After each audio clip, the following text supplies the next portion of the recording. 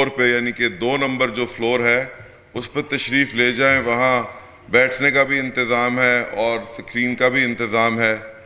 आपसे मुअद्दबाना गुजारिश है कि अगर आप ये कर सकेंगे तो बाकी जो सुनने वाले हैं उनके लिए मुश्किल पैदा नहीं होगी। सल्लु अला मुहम्मद व आले Muhammad.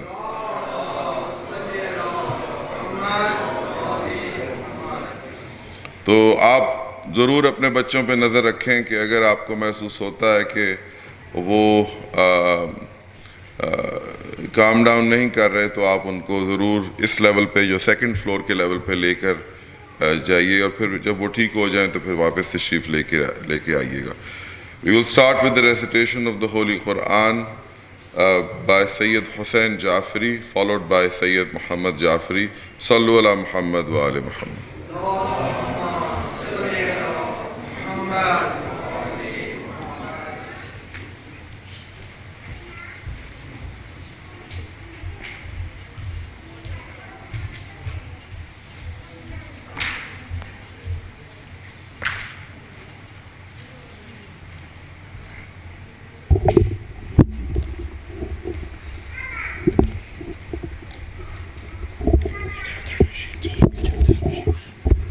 على محمد وآل محمد.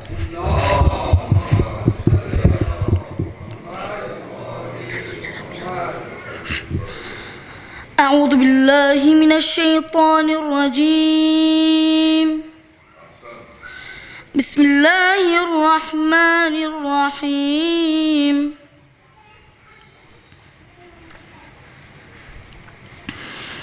إذا الشمس كورت وإذا النجوم انكدرت وإذا الجبال سيرت وإذا العشار عطلت وإذا الوحوش حشرت وإذا البحار سجرت وإذا النفوس زوجت وإذا الموءودة سئلت بأي ذنب قتلت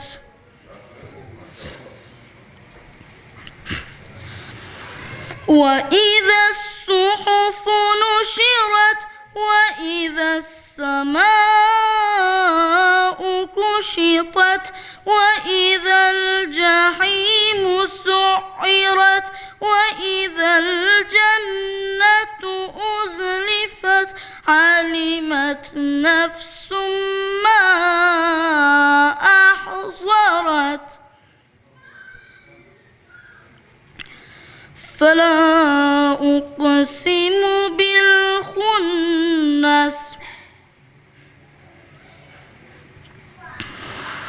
الجوار الكنس والليل إذا عسعس والصبح إذا تنفس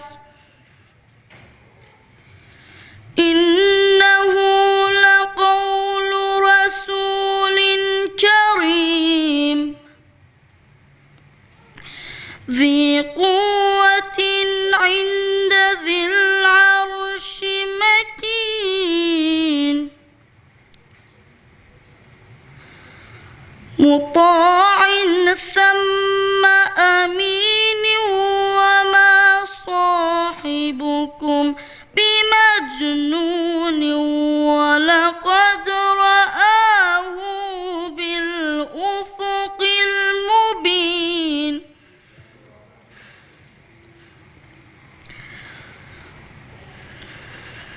وما هو على الغيب بضنين وما هو بقول شيطان رجيم فأين تذهبون إن هو إلا ذكر للعالمين لمن شاء منكم أن يستقيم وما تشاءون إلا أن يشاء الله رب العالمين. صدق الله العلي العظيم.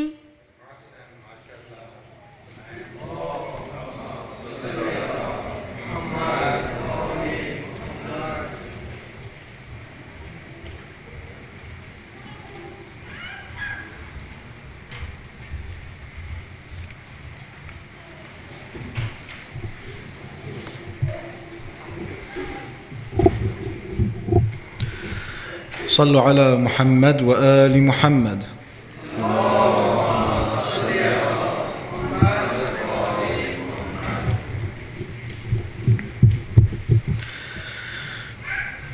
أعوذ بالله من الشيطان الرجيم.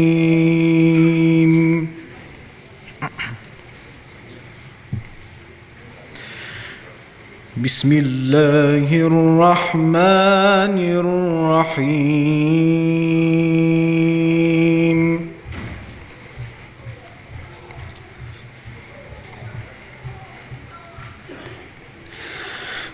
سبحان الذي أسرى بعبده ليلا من المسجد الحرام إلى المسجد الأقصى الذي باركنا حوله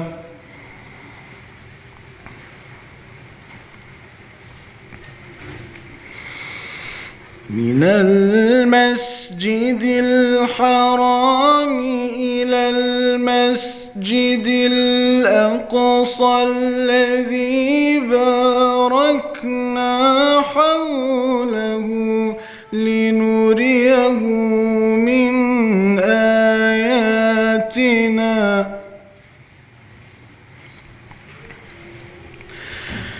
إنه هو السميع البصير.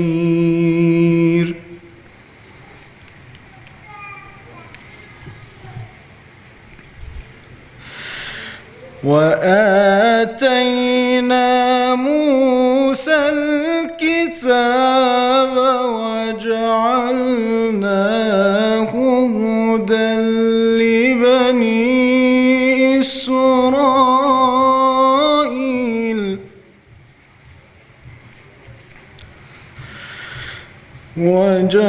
وجعلناه هدى لبني إسرائيل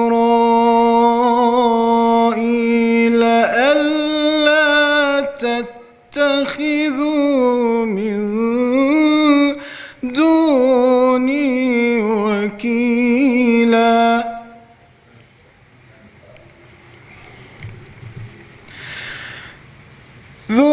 ذرية من حملنا مع نوح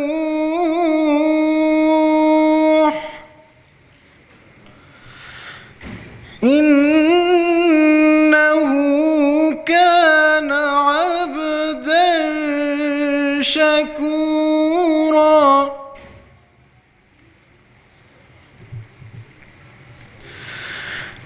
وقضينا إلى بني إسرائيل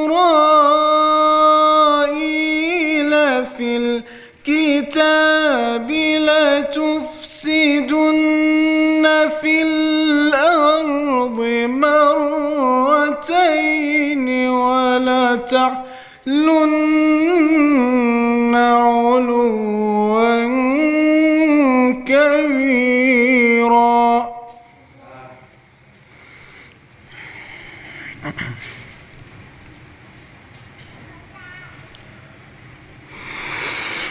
وقضينا إلى بني إسرائيل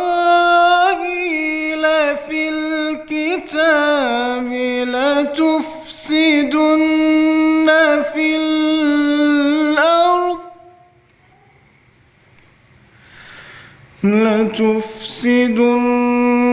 في الأرض مرتين ولتعلن علوا كبيرا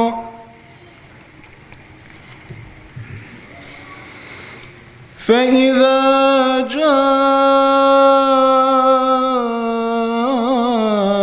وعد أولاهما بعثنا عليكم عبادا لنا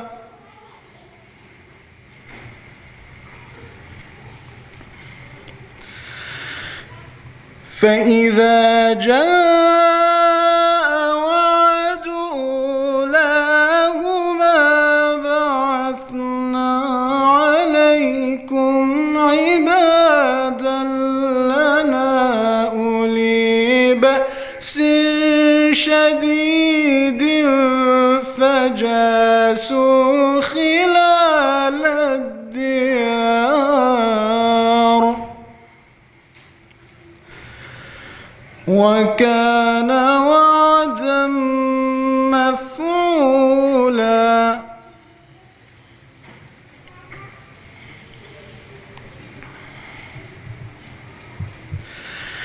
ثم رددنا لكم الكرة عليهم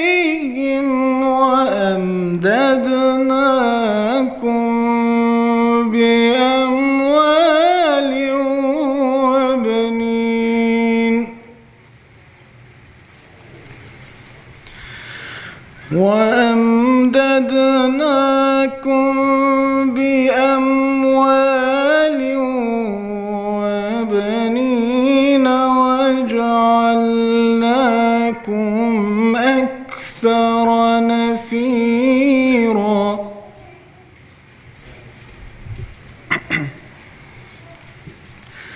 إن أحسنتم أحسنتم لأنفسكم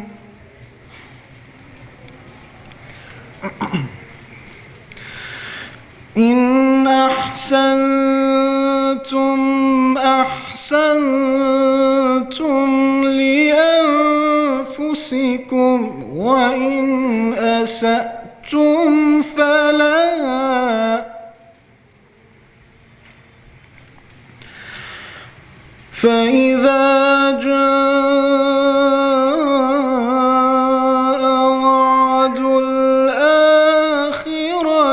ليسوء وجوهكم وليدخلوا المسجد كما دخلوه أول مرة وليتبروا ما علوا تتبيرا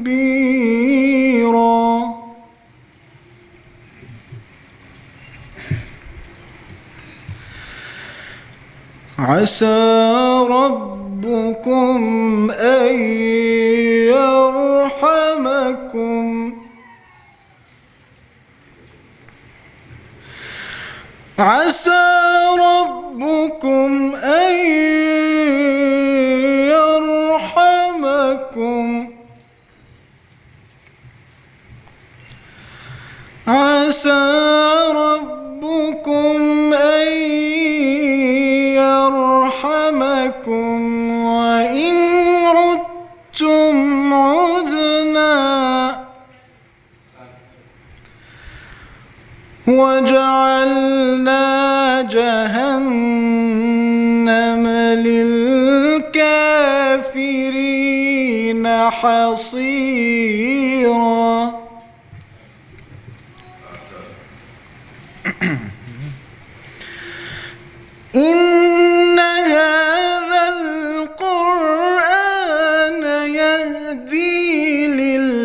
بالتي هي أقوم ويبشر المؤمنين الذين يعملون الصالحات أن لهم أجرا كبيرا.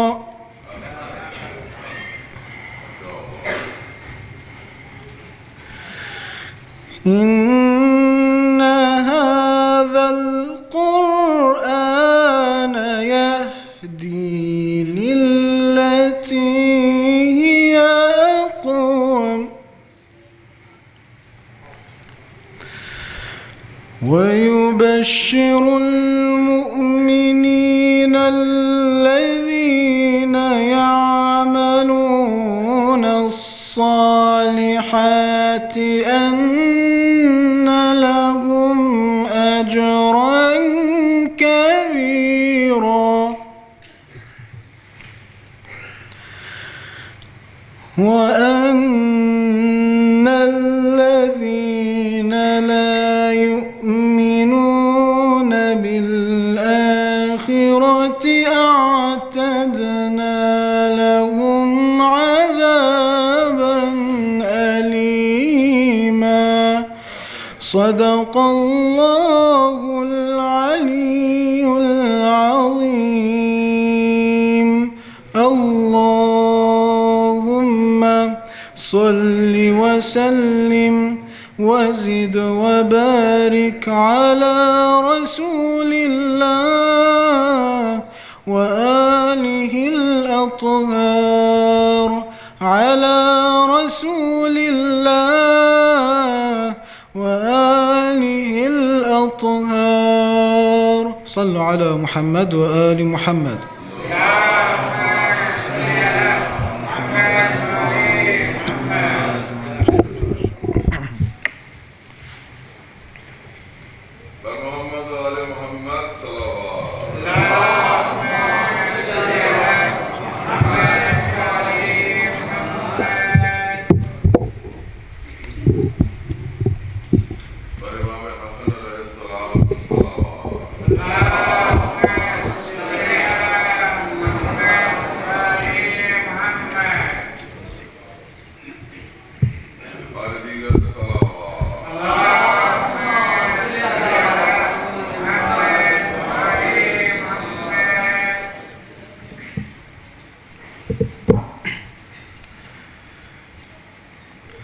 On the pieces of Qasim they cried, for no one could bear that he died.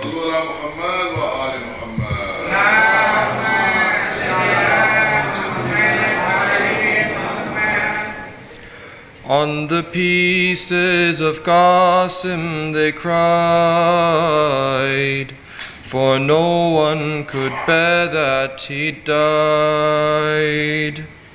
Least of all Hussain, least of all Hussain, least of all Hussain, least of all Hussain. O lovers of Hassan, come near, as I narrate to you his dear. He was left to defend the Imam and to protect the deen of Islam. So Qasim approaches Hussain in a moment of tremendous pain. The rose of Hassan has to fight, but how can Hussain risk his light? On the pieces of Qasim they cried, for no one could bear that he died. Least of all Hussain, least of all Hussain, least of all Hussain. least of all Hussain. He was of his brother a trust. Hussain could not see him in dust. O Qasim, my son, take a breath. I ask you, how do you view death? His answer we must always keep. His answer caused angels to weep. You know, uncle, I love honey, but death is sweeter than honey. On the pieces of Qasim they cried, for no one could bear that he died. Least of all Hussain, least of all Hussain, least of all Hussain, least of all Hussain. Said Mawla, O Qasim, my pride, for women you must stay behind. So Qasim goes back to his camp, his face full of tears and so damp. His mother said, why do you cry? He said, for Hussain I can't die. Farwa pulled out a letter, hoping that this would make things better. When Mawla saw who it was from, his entire body went numb. He had to let Qasim go fight. The young nephew's face became bright. Hussain gave him turban and cloak, seeing him ladies and a broke. To aunties and mother farewell, as Qasim comes out of his shell.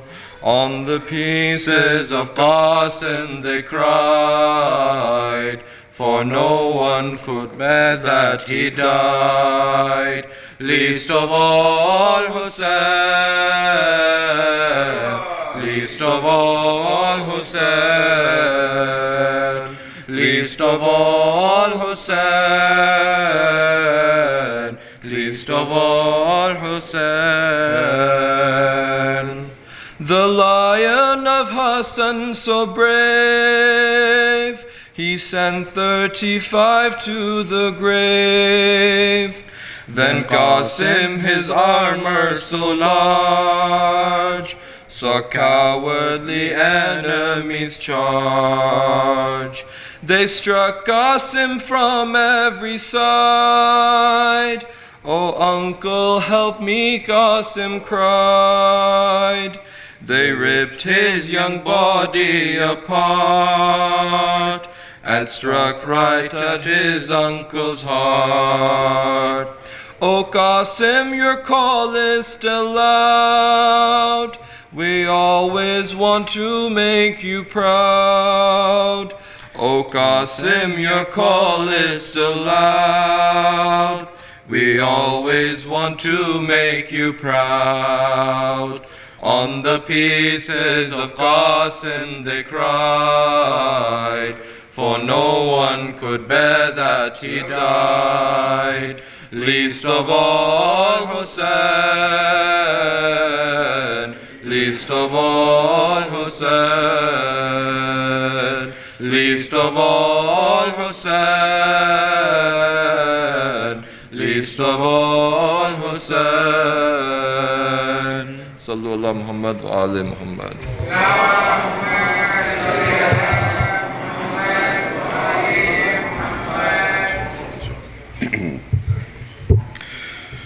Mu'mineen and Mu'minat, a few announcements before I invite Moulana Syed Aqib Jaffry to the member. We have, including this one, 3 more lectures We'll have a majlis tomorrow and day after, so the 9th Muharram will be the last majlis.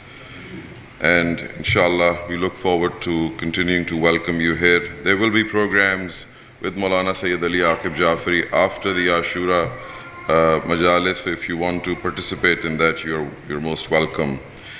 We have a large selection of books outside. Please do look at them. They were brought from abroad. They're in the English language mostly, and many of them on heavily discounted prices.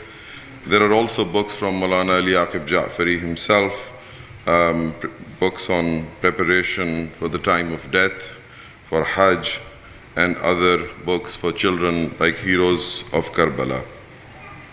Again, to remind parents with young children, there is a hall on level 2, this level 2, where parents with young children who risk disturbing the broader audience can avail themselves of. We greatly appreciate your cooperation in this matter.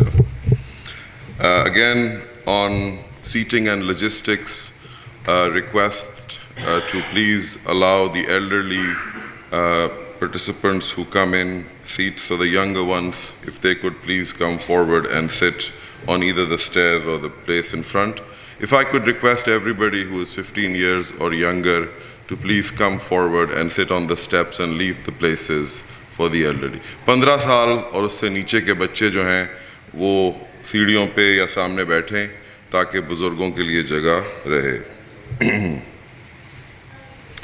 There will be a 10-minute question and answer session after the Matam. So after Maulana's lecture there will be Matam, and after that there will be a 10-minute Q&A.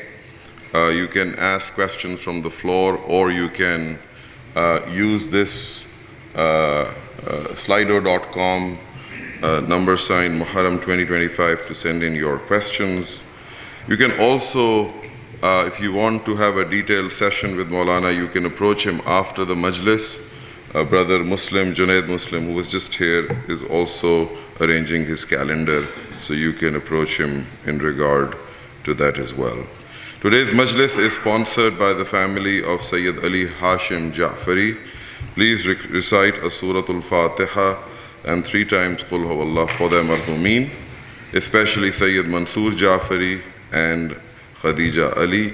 Please also remember your marhumeen and all those who have died in a state of devotion to the Ahlul Bayt alayhimus salam.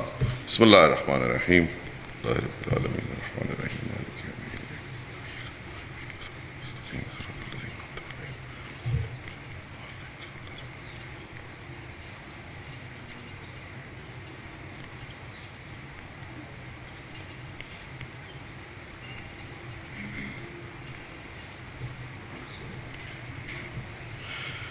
Without further ado, I will request Hujjatul Islam Moulana Syed Ali Aqib Jaffry to come and recite the 7th Majlis in this series of 9 Majalis on the topic of Quran, the solution to mankind's problems, with the loudest of your salawats.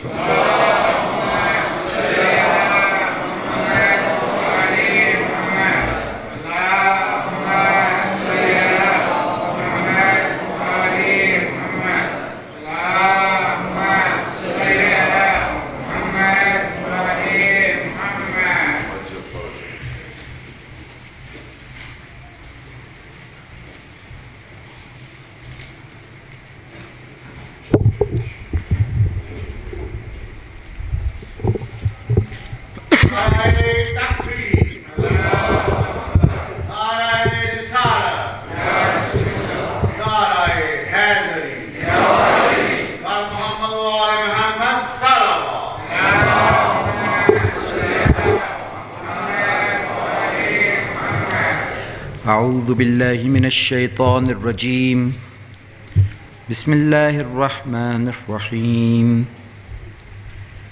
الحمد لله رب العالمين والصلاة والسلام على سيد الأنبياء والمرسلين وخاتم النبيين سيدنا ونبينا وشفيع ذنوبنا وطبيب قلوبنا وبالقاسم محمد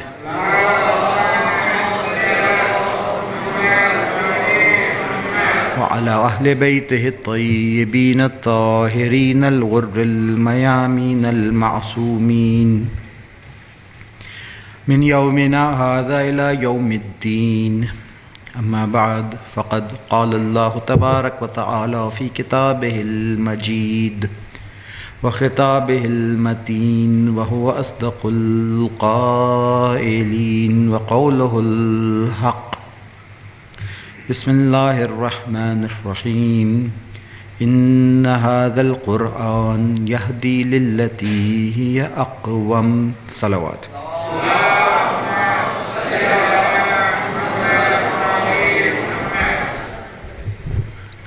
One of the objectives of all the prophets of Allah that were sent down with divine messages was to change the cultural values of the communities that they were sent to. Once the tyrants and the tawaghit, they take over the affairs of a community, gradually values begin to change, and after a while the values turn upside down. And we find that in traditions as well, that if Amar bil Maruf and Nahi anil Munkar is not done, if we do not enjoin towards goodness and forbid towards evil, gradually people become insensitive to these concepts. And after a while, the good becomes better, the good becomes evil, and the evil becomes good. This happens and has happened from the beginning. After Hazrat Nuh alayhi salatu wasalam he did badwa for his nation, and as a result they were all drowned. After a while again the tyrants took over. The tawaghit took over the control of the affairs, and they started to wait for the awaited messenger, Prophet Hud alayhi salatu wasalam. Prophet Hud was one of the awaited messengers who would fill the earth with justice just as it was filled with injustice. So Prophet Hud came and he filled it with justice, and after that again it became filled with injustice. That is why you see every prophet faces this challenge of a tyrant in his time. Ibrahim alayhi salatu wasalam had to face Namrud. Musa alayhi salatu wasalam had to face Fir'aun. The Prophet sallallahu alaihi wasallam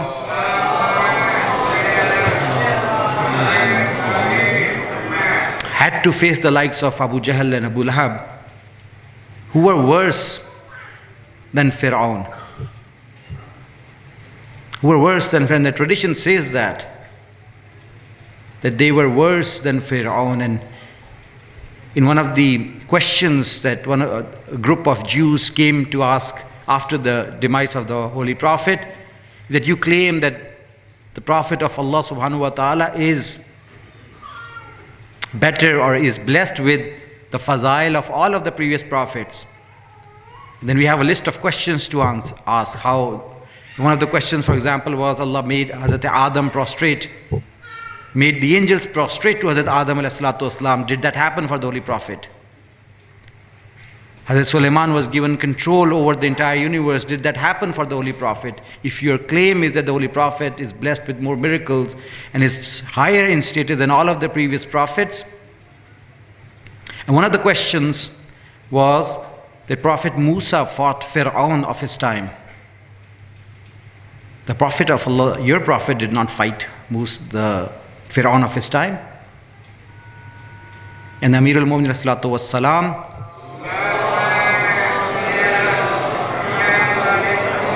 gave the answer to all of these questions one by one. We discussed two of the answers last year. I'm not going to go into that this year. But when it came to the story of Musa alayhi salatu wasalam and him fighting the Fir'aun of his time, and how the fara'in of the Holy Prophet were more severe and more tougher than the Fir'aun of Musa alayhi salatu wasalam time. Amirul Mu'minin narrated this.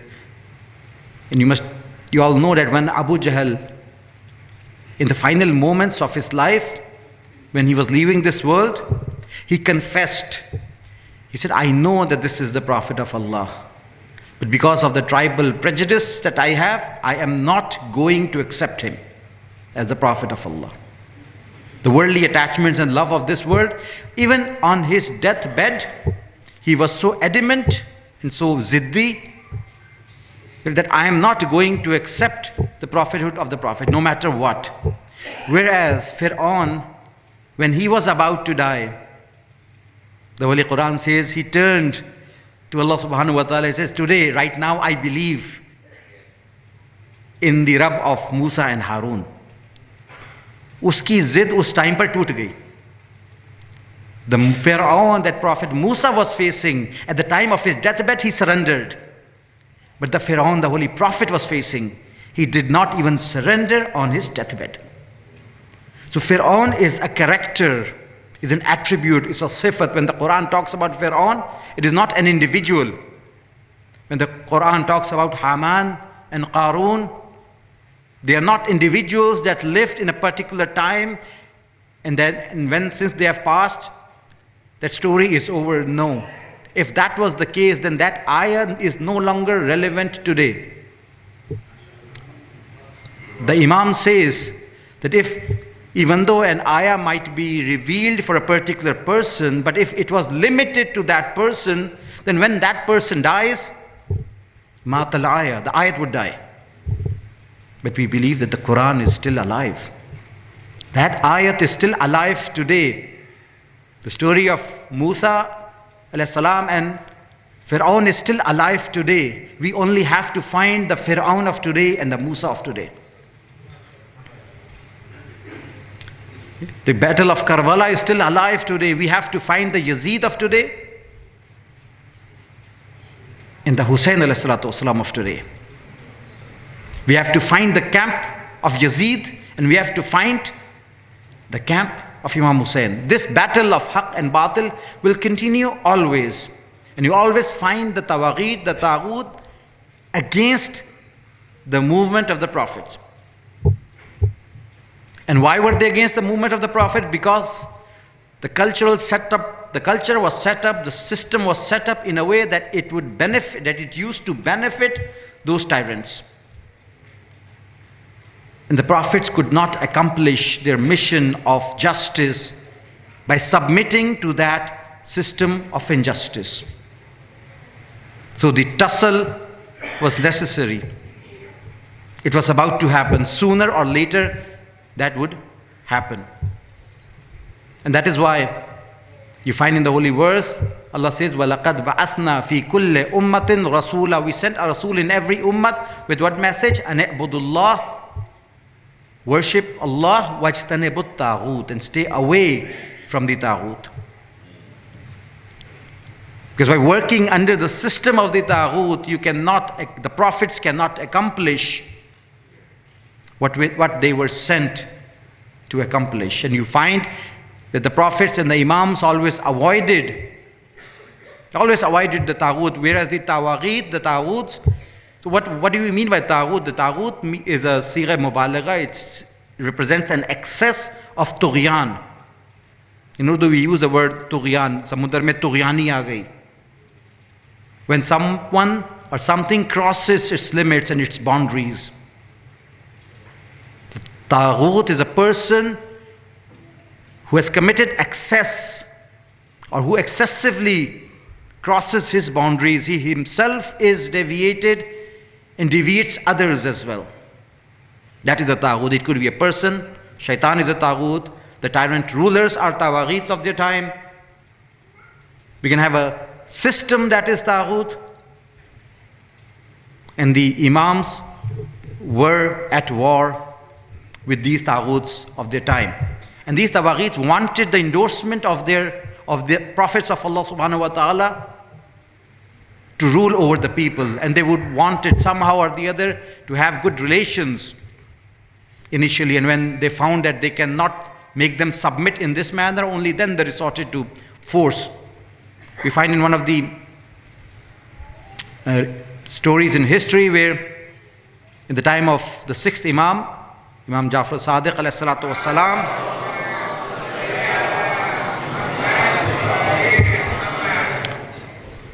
he wrote a letter, Mansur Dewanqi, he wrote a letter to the 6th Imam inviting him to visit him.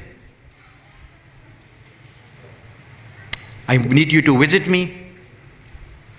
Why don't you visit me, pay a visit to us? And the Imam responded with the letter. He said, Laysa lana ma nukhafuka min ajale. I'm not involved in anything that I should fear you. I'm not doing anything for which I should fear you and therefore visit you to please you. Wala indaka min amril akhirah ma narjuka lahu. And neither do you have anything of akhirah that I should visit you for that sake. Imagine the response the Imam is giving to the tyrant of his time. We are not doing anything that we should fear you, और ना ही तुम्हारे पास आखिरत की चीज़ों में से कुछ है जिसकी खातिर हम तुम्हें विजिट करें. वला अंता फी निअमतिन फनुहन्नियका. And neither you are steeped in a blessing of khilafat or imamat or kingdom that we should come and congratulate you. What you have of kingdom is not something that we should come and congratulate you. وَلَا تَرَاهَا نِقْمَةٍ فَنُعَذِّيَكَ. Neither do you consider it as a burden for which I should come and console you. ना तुम इसको नेमत, ना ये नेमत है कि मैं आकर तुम्हें इसकी खुशखबरी दूं, बिशारत दूं, खुशी मनाएं, और ना ही तुम इसको निकमत समझते हो, एक अजाब समझते हो कि मैं तुम्हें तसल्ली दूं आकर.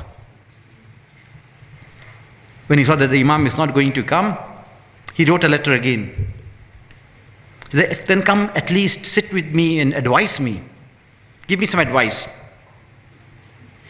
Again, instead of visiting, the Imam wrote a piece of advice.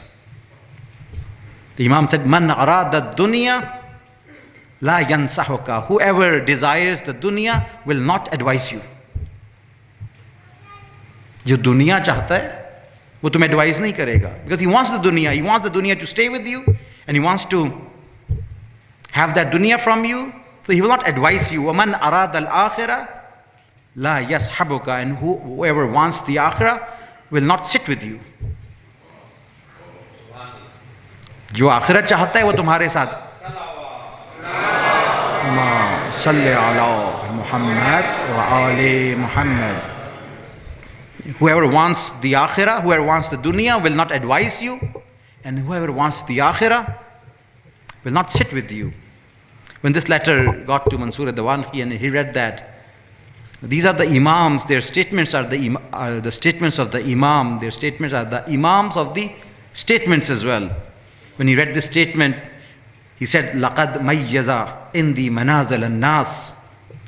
Verily, this person has made it clear the station of people before me. مَنْ يُرِيدُ الدُّنْيَا مِمَّنْ يُرِيدُ الْآخِرَةِ. I can now clearly see from among my companions or among the people that I am surrounded with who desires the dunya and who desires the akhirah. وَأَنَّهُ مِمَّنْ لَا يُرِيدُ وَإِنَّهُ مِمَّنْ يُرِيدُ الْآخِرَةِ لَلدُّنْيَا. And this person, Imam Sadiq ﷺ, is the one who desires the akhirah, not the dunya.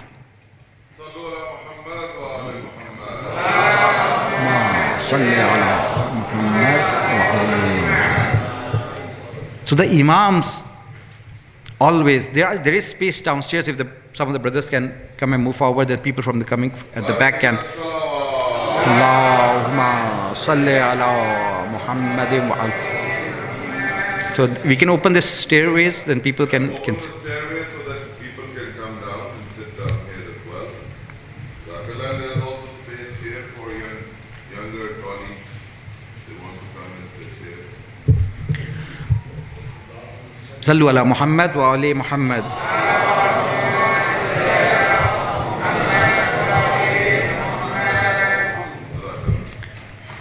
So the Imams used to avoid the tawaghit of their time, as the Holy Quran says, "Wajtanibut taghut," stay away from the tawaghit. It was the responsibility, or it was the duty of the Imams and the Prophets and the Imams to work towards the establishment of an Islamic system or a divine system, because it is only through the divine system that the framework that the Quran proposes can be implemented. But this is very important.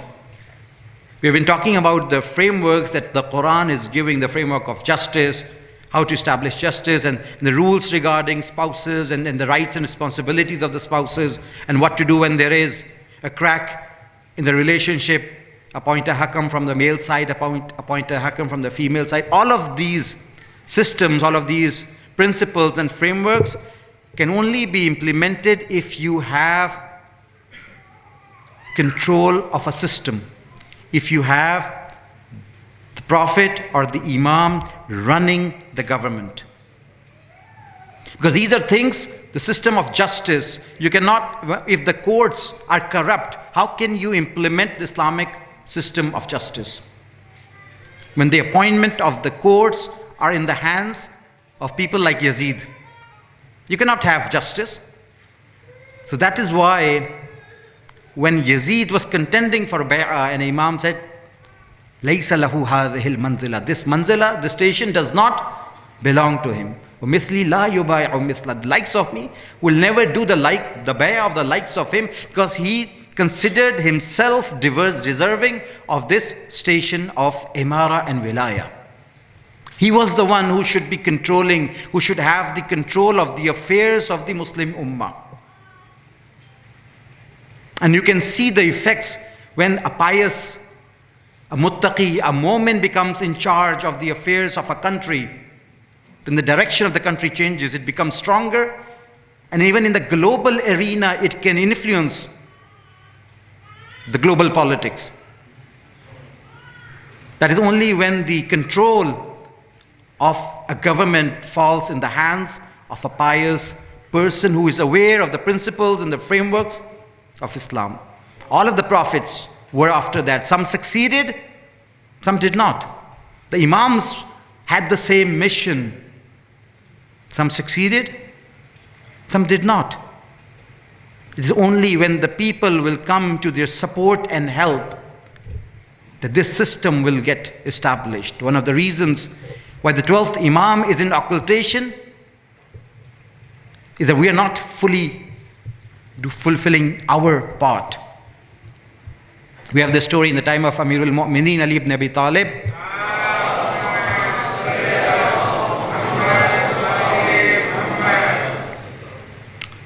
That the husband abused his wife and he threw her out of the house. At the time of the Khilafat of Amirul Mu'mineen. And at that time, the Imam used to take care of the judicial matters himself. And it was extreme summer and extreme heat. And at that time, he would come out of his office and sit next to the wall of his office so that people can come to him quickly without any obstacles.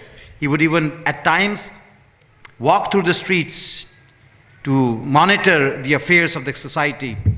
So one hot summer evening, when he was sweating, he came back to rest after a round that he was taking, and when he came back, he saw this lady standing at the door of justice. She said, my husband has thrown me out of the house, and he says that if I return, he is going to hit me and abuse me physically. I've come with a complaint.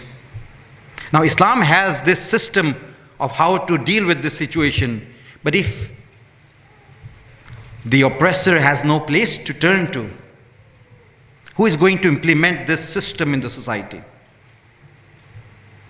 It has to be implemented by those who want the implementation of Islam in the society and know Islam to the extent that they know what to do and how to do. So Amirul Mu'minin salatu was salam, when he heard,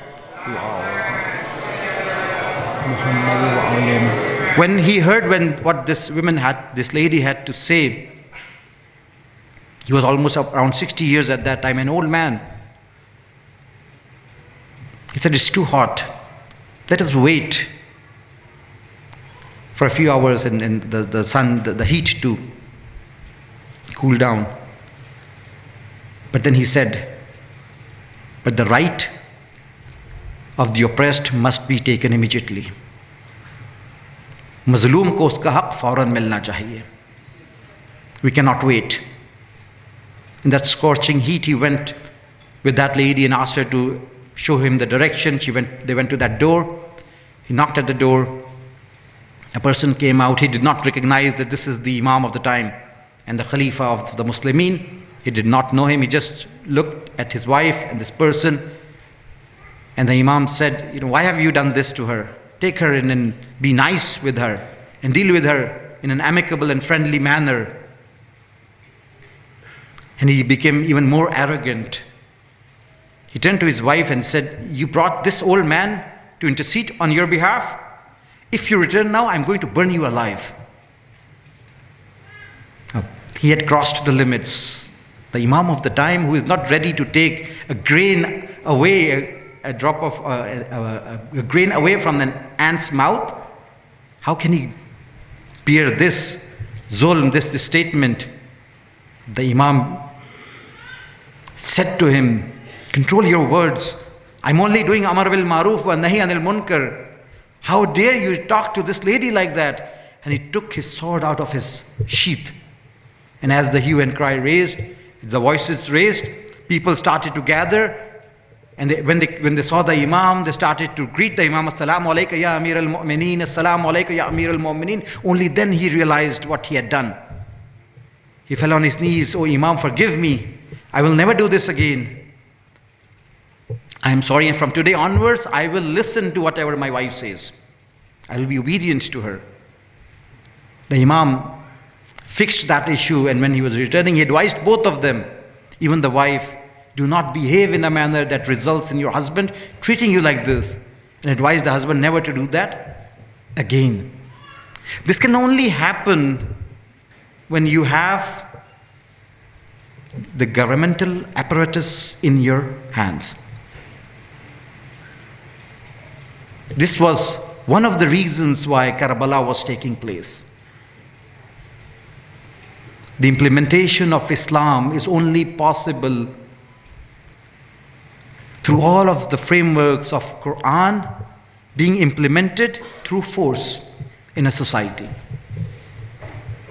This has always been the case and will always be the case.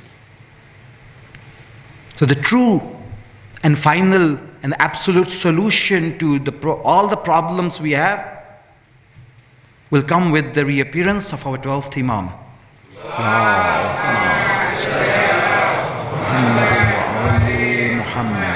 That is why we find our Imams advising us to pray for his reappearance. It says, Aksar ad-du'a bi ta'jil al-faraj. Make a lot of dua, continuously dua, make a lot of dua for the reappearance of the Imam. فَإِنَّ ذَلِكَ فَرَجَكُمْ. Because that is when you will find your opening. That is when you will find the solution to your problems. Because it is one thing for the Quran to hold the solutions for us. But a lot of the problems that arise is because those solutions cannot be implemented unless you have control over the governmental apparatus. And the control going in the hands, misle Yazid. What does it entail? The Imam says, Inna fi vilayati wali al-ja'ir, in the custodianship of an oppressed ruler. What does that entail? Inna fi vilayati wali al-ja'ir durus al-haq kulle, the destruction of all of haq. Wa ihya al-batil kulle, and the revival of batil, all of it. Wa azhar al-zulm wal-jawr wal-fasad, and the support of zulm and jawr and fasad. Wa ibtal al-kutub, and then being null and void, all of the books, the divine books that were revealed.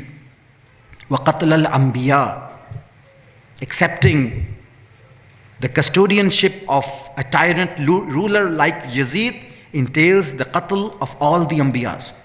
وَالْمُؤْمِنِينَ وَهَدْمَ الْمَسَاجِدِ, and the destruction of the mosques of Allah subhanahu wa ta'ala. The mosques would be empty, would be beautiful, but inside they would be empty. وَتَبْدِيلَ سُنَّةِ اللَّهِ وَشَرَائِهِ, and the transitioning or changing of the sunnat of Allah and the shariat of Allah and the sunnat of the Holy Prophet. This is what it entails when the custodianship of a divine, this is what it would have entailed if Imam Hussain ﷺ had accepted the bay'ah of Yazid. It was not a simple matter of two people fighting over power. Imam Hussain ﷺ, one of the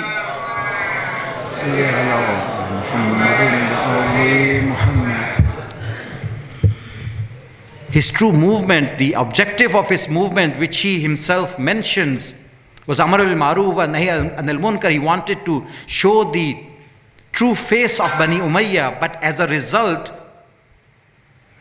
he would have accomplished one of the two things. He would have gained control of the Muslim Ummah, through which he could implement the religion and enforce the religion of his grandfather, or he would end up as a martyr, and through his blood, he would show the true face of this tyrant. So it was a win-win situation for him. Either way, he would have succeeded in doing Amr bil Ma'ruf wa Nahy anil Munkar and taking the niqab and taking the veil off the face of Bani Umayyah. The result would either have been if the people of Kufa had stood up and helped him in time, and had he gained control, then one of the objectives would have met. One of the results would be he would have control. If that did not happen, then Shahadat was another result. So he was ready for either of the two. His maqsad, his objective was Amr al-Ma'ruf, Nahy anil Munkar, the Islah, the reformation of the Ummah. Uridu an amura bil ma'ruf anha anil munkar. And then he said, I want to do the Islah of the Ummat of my Jad. He did not say, I want to do Islah of Islam. Islam did not need reform and will never need reform. Halalu Muhammadin halalun ila yawmil qiyamah wa haramu Muhammadin haramun ila yawmil qiyamah sallallahu alayhi wa alihi wa sallam.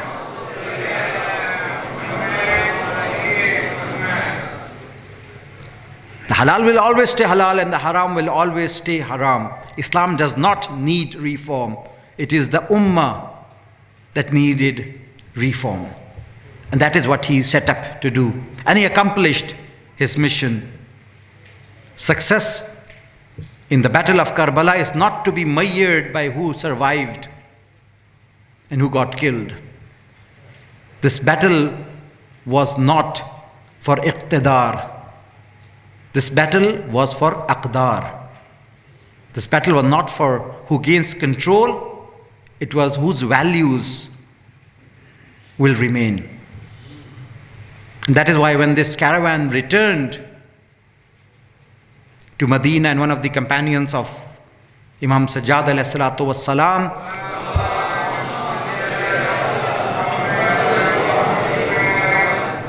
came to see the Imam, and he asked him this question, Man ghulib? Who was successful? Who was victorious? What did the Imam say? Imam said, إِذَا دَخَلَ وَقْتِ الْأَذَانِ. When the time of azan comes and you hear the azan and the iqamah, you will know. You will know who is successful. It is his grandfather's name which is still present in the Quran on that day and today and till the day of judgment.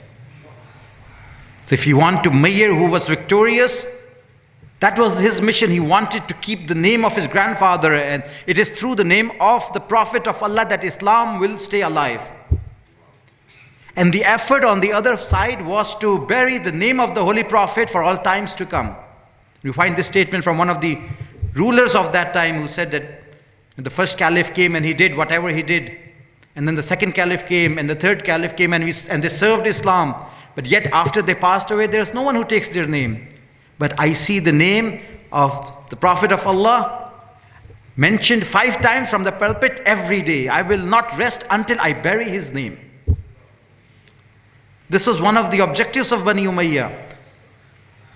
They wanted to bury the name of the Holy Prophet, and because the name of the Holy Prophet is tied with Islam. And that is why you see every few years there is a movement to desecrate the name of the Holy Prophet. Things done to instill hatred and desecrate the name of the Holy Prophet. It is the same action, it is the same idea, the same movement that Banu Umayyah had been following.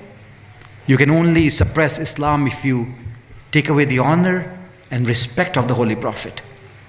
And that is why it is important that we be careful about these movements and we take a stand when it comes to the sanctity of the Holy Prophet. Sallu ala Muhammad wa ali Muhammad.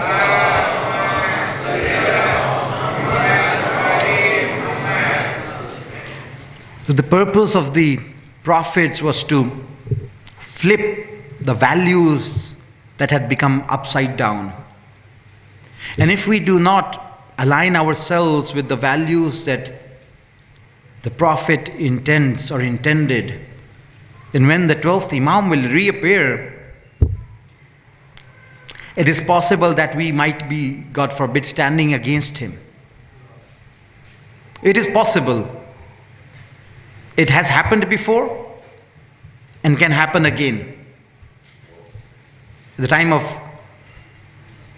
when the Holy Prophet started his mission, you've heard about the tribes of Aus and Khazraj, the 2 tribes. Very quickly I'll go over it. But the 2 tribes that used to live in Medina, they used to fight with each other. They were idol worshippers, and we had lots of Jews who had come and settled in Medina, awaiting the final prophet. They had read in their books that the prophet will come, and they were waiting for him. And when these tribes would fight with each other, those Jews who considered themselves to be civilized, they turned to them and they would say, our prophet is going to come and we will believe in him and then we will finish you off. You're idol worshippers. But when the Holy Prophet started his mission, what happened? Aus and Khazraj were the first ones to believe in the Holy Prophet, and those who were waiting, a lot of them rejected the Holy Prophet. It has happened in the past. It can happen again. There are lessons to be learned from history. The tradition says is a Qam al-Amr, when the affair will get established. Kharaja man kana yara annahu min ahlihi wa dakhala fi shibhati abadati shamsi wal qamar. When the 12th Imam will establish and he will rise, a lot of the people who think that they are his followers and they belong to this affair, they will exit religion. While a lot of those, the likes of those who worship the sun and the moon, they will enter his movement. This is what will happen, or what can happen at the time of the 12th Imam. The mission of the 12th Imam, as mentioned in the riwayat, that he is going to yamla'ul arza adlan, he is going to fulfill the earth with justice, kama muli'at jawram wa zulma, just as it has been filled with injustice and oppression. And we see that today. It does not say that in the times of the 12th Imam, he is going to fill this world with iman, just as it would have been filled with kufr. That is not the statement. He is going to fill it with justice, just as it has been filled with injustice. His slogan, it seems like his movements phrase, the slogan that he will use will be justice.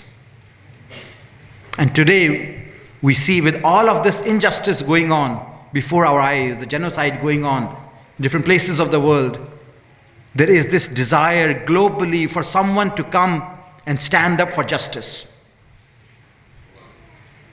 Humanity is thriving for someone. There are a lot of emotions that are high at this time.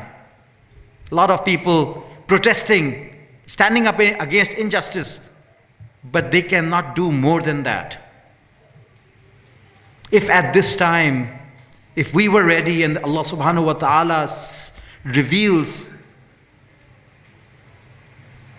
His final Imam that He has saved for us, the entire world would gather around Him if He calls for the establishment of justice. This is the ground preparing itself for the return of the 12th Imam. Everybody will gather around him. And we see this happening and getting closer to that day by day. And in order for us to be in his camp, we need to align ourselves with divine justice. We need to start implementing justice in our lives on this piece of flesh that I have and this heart that I have. I need to establish justice on my own self, in my own family, in my own communities, for me to stand with the Imam. The establishment of justice, the duty of the people, and if we all inshallah stand up, and as we are seeing this happen day and day, as every day passes, we are getting closer to the appearance of our 12th Imam. May Allah hasten inshallah the appearance of the 12th Imam. Please recite a salawat.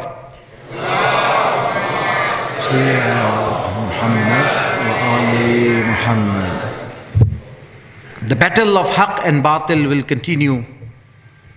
It has always been and will be. And with every passing moment, the trial will become tougher and tougher and tougher. Allah subhanahu wa ta'ala wants to filter the people. He wants to separate the purest from the purer from the pure.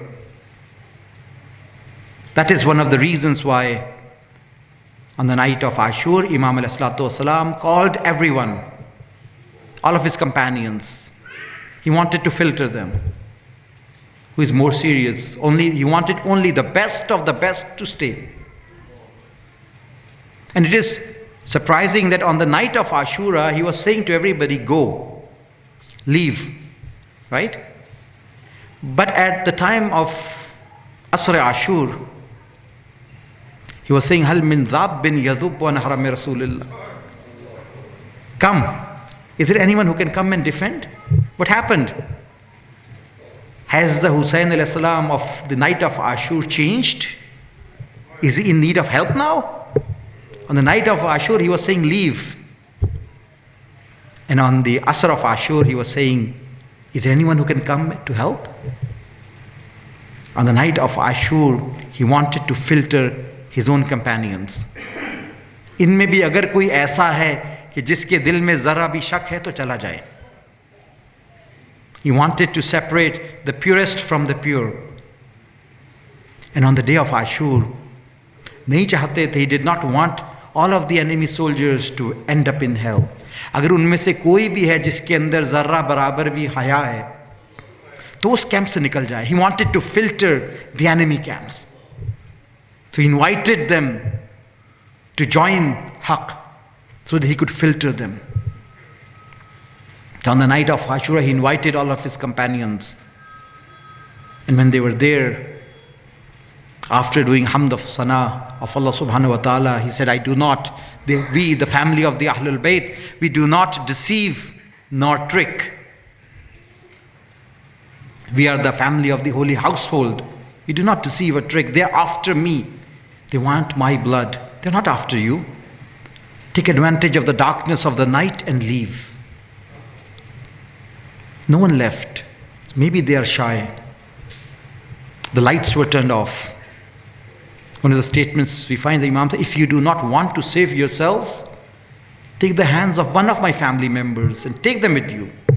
At least save them. Hoping somebody might leave through this excuse. Nobody left. On the contrary, they stood up and expressed their loyalty in strange words. One of them said, how can we leave you? How can I leave you only to be eaten by the wild beasts of the desert? This will not happen. Another stood up and said, how can I leave you? You are trapped among the enemies. Leave you in this state to save myself? Wallah, I am not going to do that. Another stood up and said, this is only one life that I will sacrifice for you. If I sacrifice this life and my body is burnt into ashes and the ashes are spread into thin air and I'm given life again, I will again defend you. And if this happens 1,000 times, I will continue to defend you. These are the companions of Imam Hussain alayhi salatu wasalam, which led Imam to say, and rightly say, La a'lamu ashaban khayra min ashabi. I do not know of companions more loyal and better than my companions. And he was truly right. And then on that night, he showed each and every companion their station in Jannah. And he said, whoever is with me will be killed. And he said, all of you will be killed tomorrow. When they all heard the good news of their shahada, there was this young child standing at a distance, listening to all of this. He turned to the Imam and he said, Ana fi man yuqtal? Is my name in the list of those who will be killed? The Imam does not respond to him. He wanted everyone to know why this child has asked this question. He said, Kayf al-maut indak? Qasim, how do you find death? He said, Ahla min al-asal, sweeter than honey, uncle. And then he repeated his question, Ana fi man yuqtal? Am I going to be, is my name among the names of those who will be killed? The Imam responded by saying, Qasim, you're asking about yourself. Tomorrow, even my Al-Yasghar is going to get killed. Even my Al-Yasghar is going to get killed. The companions were surprised and worried and started to cry. And he said, how is that going to happen? Are the Ashkiya going to enter the camps and kill Al-Yasghar in the tents? Well, the Ashkiya had to enter the tents, but the Imam did not disclose that part of the story. Imam said, that is not how Al-Yasghar will be killed. I will take Al-Yasghar in my hands towards the camps of the enemy. And at that time, he disclosed the entire detail of how Al-Yasghar will get shaheed. And it is said the Imam was crying, the companions were crying, everybody was crying. I would like to say कि Imam, जब जनाब अली-असग़र की शहादत की खबर सुना रहे थे, तो उस वक्त आपकी ये हालत थी. जब अली-असग़र आपके हाथों पे होगा और शहीद हो रहा होगा, उस वक्त आपकी क्या हालत होगी? On the day of Ashura, the time came when Janab Qasim realized that it is now time to step up to defend the Imam of his time. He comes to the Imam and he insists that he wants to go to the battlefield. In the beginning, the Imam resisted. He insists and the Imam resists. This happened a couple of times. One of the reasons why this was happening, according to some of the scholars, is that it is Imam's responsibility to help everybody, to take everyone to the state to the spiritual level that belongs to them. With every insistence that Janab Qasim did, he was raising himself in the spiritual state. And Imam resisted and he insisted and he raised to a higher level, and he got raised to a higher level till a time came that he was ready for Shahada. Now the Imam permitted him, but how could the Imam let go of his uncle, of his brother's son so easily? So in order to bid him farewell, the Imam hugged him, and it is said the Imam started to cry, and Janab Qasim started to cry, and they cried for a long time. And the tradition says that they both sat on the sands of Karbala crying. They were both crying and they sat on the lands of Karbala. And the Qasim then stood up and he starts to move towards the battlefield. The armor doesn't fit him. Probably he went to the battlefield without any armor. And he went to the battlefield. The enemy soldiers realized the tears were rolling down his eyes. One of the warriors said, "You're only a child. Why are you crying in the battlefield? Warriors do not cry in the battlefield." Janab Qasim responded by saying, "I'm not crying for myself. I'm crying for Hussain ibn Ali, who is trapped among the enemies like you." And he started the battle, and he started to kill one after the other, until a time came that one of the warriors by the name of Nufail-e-Azadi, he said, "I'm going to kill this person." Hamid was standing next to him. Hamid turned to him and said, "If this child would have challenged me, I would not have accepted his challenge. He's only a child. You are a warrior. Why do you want to kill this child?" He said, "No, I'm going to do this." He went to the battlefield and they had a duel, and after a little while Janab Qasim falls to the ground, and he calls his uncle, "Ya Amma adrikni, oh my uncle, please come to my rescue." Imam हर शहीद के लाशे पर जब आए हैं तो एक ख़ास अंदाज में आते थे. जनाब अली अकबर के जनाजे पर आए हैं तो जानू बेजानू आए. जनाब अब्बास के जनाजे पर आए तो ये कहते हुए आए, "अल-आन इनकसर ज़हरी, my back has broken now." But when he came to the janazah of Janab Qasim, it is said that he came like an eagle dives at its prey. जिस तरह से उक़ाब अपने शिकार पर झपकती है, इस तरह से इमाम हुसैन जनाब कासिम के जनाजे पर पहुंचे हैं. The enemy was ready to kill Janab Qasim. The Imam took out his sword and chopped off his hand, and he screamed. The enemy soldiers wanted to come and rescue their comrade, and as the enemy soldiers rushed towards the Imam, the horses of the right went to the left, and the horses on the left went to the right. The body of Qasim got trampled while he was alive. The other shuhada, their body got trampled while they had passed away. But Janab Qasim, his body got trampled while he was alive. When the dust settled, they saw Imam sitting next to Janab Qasim. He's talking to Qasim, a very painful statement. He said, "Oh Qasim, it is very hard on your uncle that you call him for help and he could not get to you in time. And even if he gets to you, he is of no help to you." And then he said, "Wallahi, by Allah, your uncle's friends are very little today, and your enemy and his enemies are so much. The number of his enemies is high, and his friends are so little." But despite all of that, Janab Hussain was content with what had happened. That is why till the last moment of Hussain, you find him contented with what is going to happen and what has transpired. At the final moments of Imam Hussein's departure from this dunya, we find him saying, "Rizam biridak, sabran ala balak, la ma'buda siwak, razallahi razana wa ahlal bayt. Ala lanatullahi ala al-qawmi al-zalimin."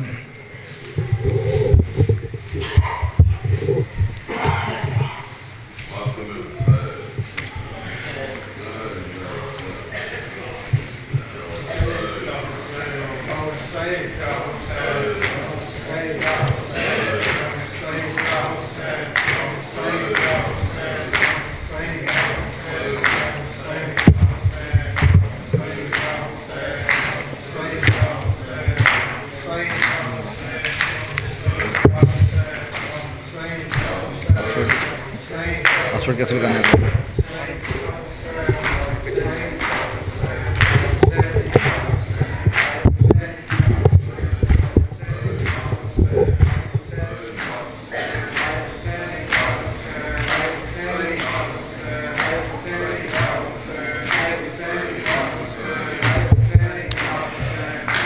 Do you hear idhan biqadaihi on the lips of Aqa Hussain?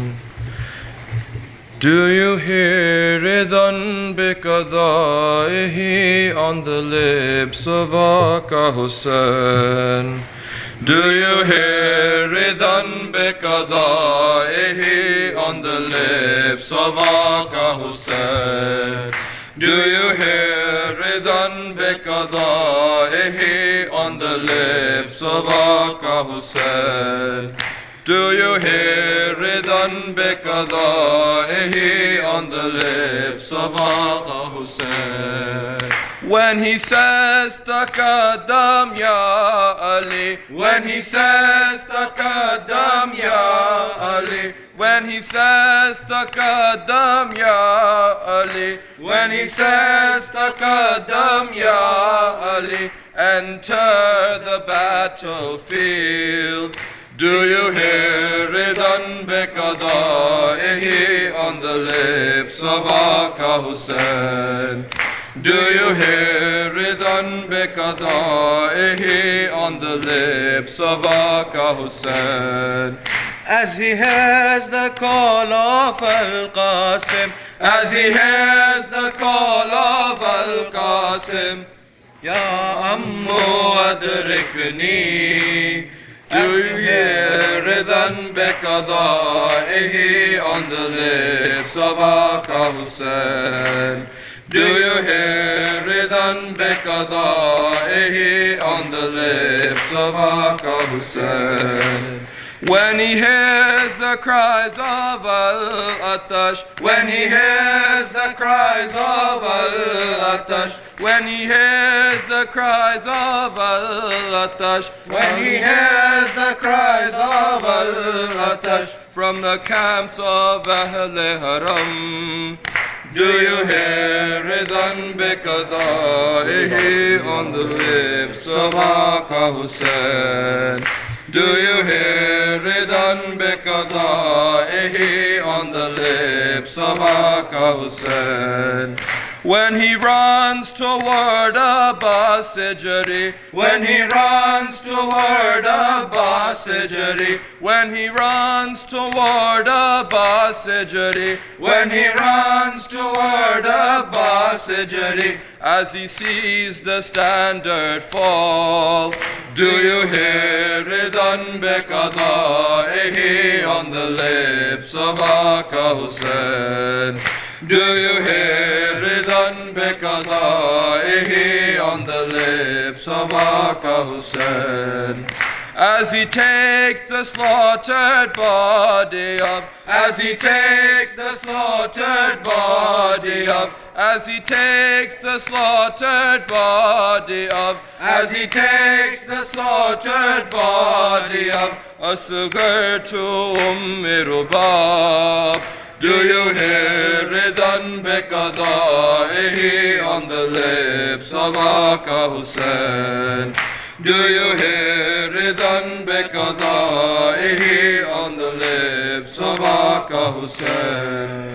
When he hears Sakina bewailing, when he hears Sakina bewailing, when he hears Sakina bewailing, when he hears Sakina bewailing, do not leave us, Baba.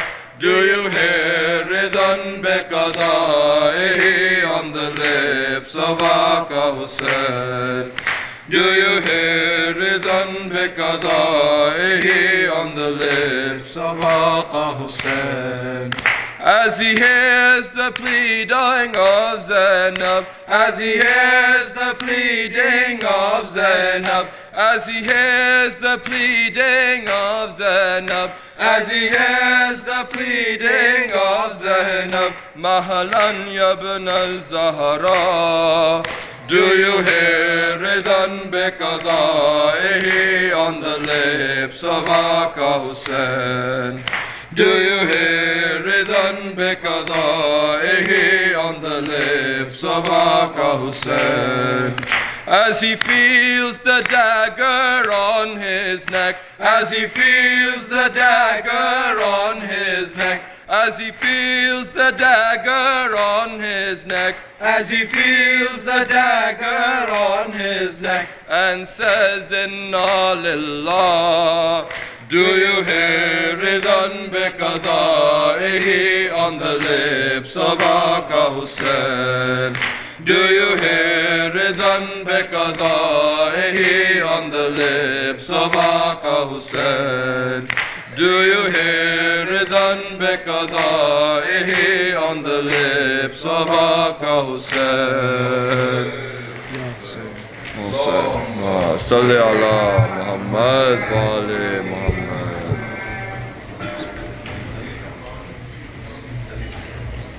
Hi, अभी नहीं, थोड़ी देर बताता हूँ. Mu'mineen, please take a seat. We will have a 10-minute question and answer session, and we will have ziyarat after that. I don't know if there are any questions online, but we can take questions from the floor if you have any. You need your mic. Yeah, you will.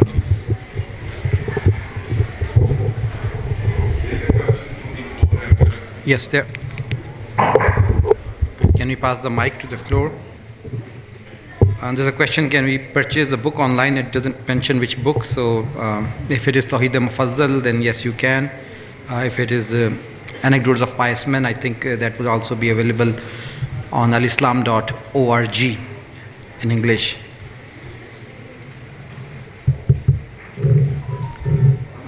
Yes, anyone? Yes, go ahead. Moulana Syed, today's Majlis is actually confused me a little bit. You mentioned that one of the prerequisites of establishing Quranic system is that governance should be done by imams. And this is also the same argument which has been raised many times by our Sunni brethren, that what is the right path? If the right path is the soft revolution, why did Imam Hussain follow Imam Hassan? And if the right path is the hard revolution, why the later Imams did not follow what the path set by Imam Hussain? What is the lesson for us at the moment? Should we just wait till the last Imam would come and fix everything? Or should we follow the path set by Imam Hussain? Yes, so this question was asked a few days ago as well about active resistance and passive resistance. And I mentioned Islam is a religion of resistance. Okay, active or passive will depend on the time you are living in. And it is wrong to assume that Imam Hassan ﷺ used soft war or soft revolution and Imam Hussain actively pursued hard revolution. Because we see Imam Hussain ﷺ, after Imam Hassan passes away, for 10 years he lived in the rule of Muawiyah, under Muawiyah, and in those 10 years he was silent and followed the sunnah of his brother. So, and it was only after he passed away and Muawiyah took in charge that Imam changed his strategy. Okay? And in the final 1 or 2 years before Yazid took over, there were letters that were even coming in from Kufa, inviting the Imam to come and saying that the things are ready and we are ready to help you and support you. And the Imam said, this is not the time, wait until this person dies and things become favorable. So our responsibility, so first of all, active and passive depends on the time in which we are living. At times, the responsibility would be active resistance, and at times the responsibility would be passive resistance. One of the challenges that we have and we need to figure out is to figure out what time we are living in. Is this the time of Imam Hassan ﷺ or is it the time of Imam Hussain ﷺ? And that will define how we need to work towards that goal. So Imam Hassan was working towards the same goal, Imam Hussain was working towards the same goal. The circumstances and situation would dictate what strategy to use. Does it answer your question to a certain extent? We can follow up on that if there are more questions. There's a question over there.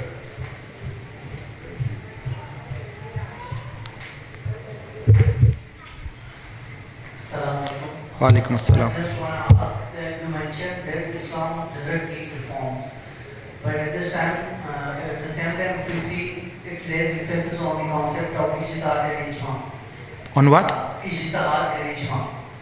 So I was curious that ijtihad and ijma are the concept like to deal with the new challenges that are not mentioned in the primary sources or that were not present at the time of Prophet. Like they were not, we say, there are evolutionary challenges. So if we see Ijtihad and Ijma, aren't the both the means of amending Islamic, not the fundamental principles, but obviously situational aspects? Yes, very good question. The answer is no. Ijtihad is not a way to add on to religion or change religion. No, ijtihad is not a way. Ijtihad is coming up with a better understanding of religion with newer challenges. So when, for example, you have a newer challenge of credit card, can you use a credit card, or can you use a mobile phone? These things did not occur at that time. A car, can I take a car, can I take a plane, for example, or a ship, and things like that, and other newer challenges that come up. The part of the job of a mujtahid is to go back to the sources and see that with these new challenges that come up, what solutions religion have provided, or what general guidelines religion have provided, and under those guidelines give us a solution. So they are discovering the solution that religion has already provided, but we were not able to pick that solution because that problem never existed in the society. Okay. Moulana, just in continuation of the last question about resistance, do you think that Mu'min should decide themselves, or in the application of Imam, who will guide them? Yes, as mentioned when people from Kufa were writing letters to Imam Hussain telling them this time is ready, the Imam did not see the time ready. So ideally, the Imam of the time, if he is present, he will be the one who will make that decision. You cannot leave this decision to individuals. There will be chaos if that happens. Now, in the time of the absence of the Imam, we have to look at how the Imam has advised us and what the Imam has advised us. And he clearly mentions that in my absence, whatever affairs, hawadis-e-waqia, the things that happen, you need to turn to the fuqaha who have these characteristics. He mentions the characteristics that they should be brave, they should be muti'an li-amri mawla, they should be obedient to Allah subhanahu wa ta'ala only, the courage, and know the halal and haram of religion. So those fuqaha who are well versed, and then the tradition says not all of the fuqaha are like that, will have these qualities. So that person who is well versed in religion, who is brave, who knows the affairs of the society, who knows the challenges of the society, that would be the person you would have to look up to see what the global responsibility of the ummah is. Yes. Wa alaikum assalam. What's the point of view regarding standing in respect for someone, like giving standing ovation to someone? Is it okay if it's allowed, because in Sunnah it's kind of like a sin? So what's the point of view? Well, the Holy Prophet used to stand up for his daughter, didn't he? Yeah, but they have some like hadith regarding I know, but how? Well, you have the sunnah of the Holy Prophet that he respected someone by standing in for her, right? So, Islam is not rigid in the sense that it has put limitations in this manner. Any respect that you give somebody, considering that person to be an ilah, considering that person to have absolute control over you, considering that person to be God, right? That respect, even if that respect is through blinking of your eyes, that would be shirk. If you respect someone considering that that person is your Lord and your God, so you don't even have to stand, just doing like this would be shirk. But in every culture there is respect that you need to give to your parents, to your father, to your mother, and it's not limited to standing in certain cultures. It could be by lowering your voice. It could be by being humble in front of them. So all of that is an expression of respect which Allah subhanahu wa ta'ala has asked us to observe. Right? So as long as you do not cross that red line, you do not consider these people to be gods, it is okay to do that. Yes?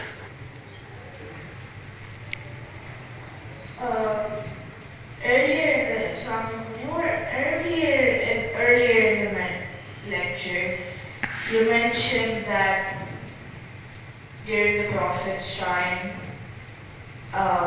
his enemy was a bit like Pharaoh during Musa alayhi salam's time, but and you said today we might have a Yazid in this time. Who is that? Yeah, that is a $1 million question. Figuring out the Yazid of today's time. Yeah, all those who are deviated from Islam and they are supporting the system of tyranny and injustice are the Yazids of today. Whoever in any time and era supports the system of tyranny and injustice and stands in charge of that system will be the Yazid of today. With every time changes, these people will change, but these are the characteristics, and through this you can find out the Yazid of your time. Any other question? Yes, last question and then we'll. Assalamualaikum. I have a question. Walaikum salam. The Imam of the time isn't here yet, or we don't have one, what are we supposed to do? Yes, so we have to prepare ourselves for the mission that he will fulfill when he comes, whatever he will do, and one of the things is establishment of justice. So we need to prepare ourselves for that justice, and we need to live up to the values that the Holy Prophet brought. Because only if we align ourselves with those values of goodness and following life based on how he wants us to live, that is our responsibility. And if we align ourselves, then we will be the helpers of the Imam. Wa alaikum salam. Since blood is najis, is the blood of animal buried also najis? Since blood is najis, is the blood of the animal buried also najis or pak since they are also pak? We don't have blood of Al-Bad right now in front of us. Blood is najis. If you look in the books of fiqh, you have this ruling that the blood is najis. So if any questions are unleft, you can ask personally after the session.